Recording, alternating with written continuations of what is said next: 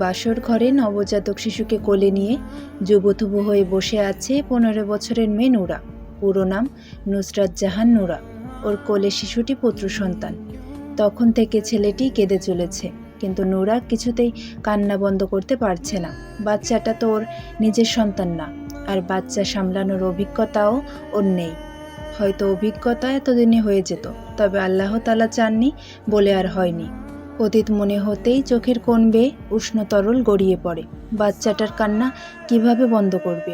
বিছানা থেকে নামার জন্য উদ্যত হতেই রুমে প্রবেশ ঘটে ওর বরের, আরশাদ চৌধুরী, যে কিনা গুনে গুনে ওর চেয়ে 16 বছরের বড়।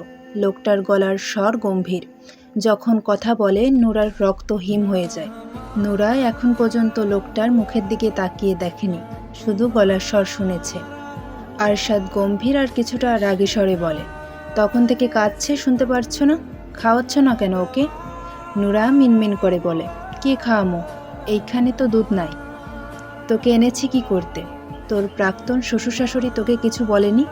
মাথা নাড়াই নুরা। আরশাদ আগের মতো একই সুরে বলে, তুমি ওকে খাওয়াবে, নিজের ব্রেস্ট ফিডিং করাও ওকে। মাথা নাড়াই নুরা। আরশাদ রুম থেকে বেরিয়ে যায়। নুরা বাচ্চাটাকে নিয়ে বিছানায় উঠে বসে। আবার বাচ্চাটাকে ফিডিং করাতে শুরু করে। প্রথমে অবশ্য ওর অনেক সুরসুরি লাগছিল আর অস্বস্তি বোধও হচ্ছিল। বারবার সরিয়ে নিচ্ছিল বুক থেকে।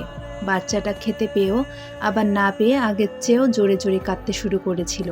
আরশাদের ভয়ে নিজের সব অস্বস্তি বোধ দূরে ঠেলে খাওয়াতে শুরু করেছে। ঠিক 30 মিনিট পরেই রুমে আসে আরশাদ। বিছানার দিকে তাকিয়ে দেখে ওর ছেলে আব্রাহাম ঘুমিয়ে গেছে, আর নুরা আব্রাহামের পাশে শুয়ে আছে।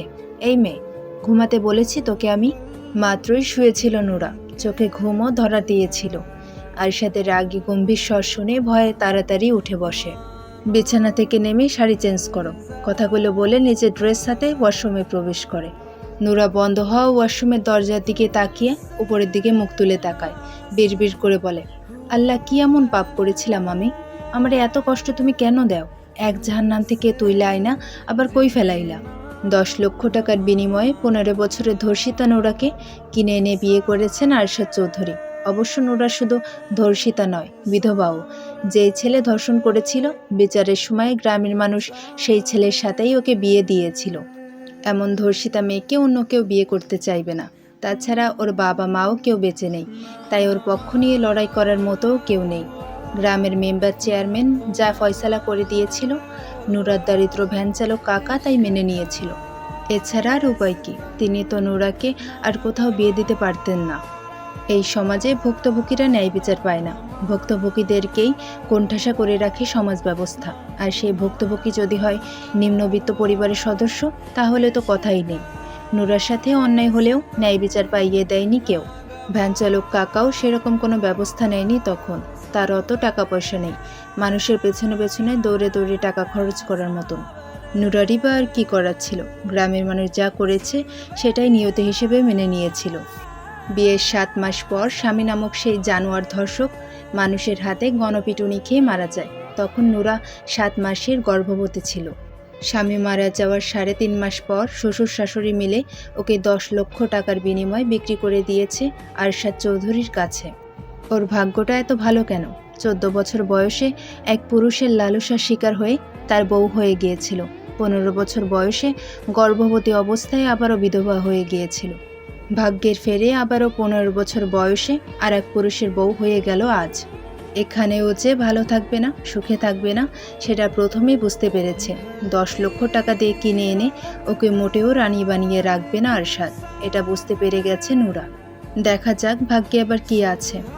আরশাদ ওয়াশরুম থেকে বেরিয়ে এসে দেখে নুরা এখনও আগের মতোই দাঁড়িয়ে আছে। কিছুটা ধমকে সুরে বলে, এখনও দাঁড়িয়ে আছো কেন? 2 মিনিটের মধ্যে কাপড় চোপড় খুলে বিছানায় আসবে। কথাগুলো বলতে বলতে মেইন লাইট অফ করে ডিম লাইট অন করে বিছানায় বসে। নুরা যেন বরফের মতো জমে গেছে। ওর মধ্যে একটুও নড়াচড়া নেই, শ্বাসও বোধহয় নিচ্ছে না। আরশাদ পুনরায় ধমক দিয়ে বলে, এই মেয়ে, কথা কানে যাচ্ছে না? কি বলেছি আমি? 2 মিনিটের মধ্যে আমি যেভাবে বলেছি সেভাবে চাই তোমাকে আমার সামনে।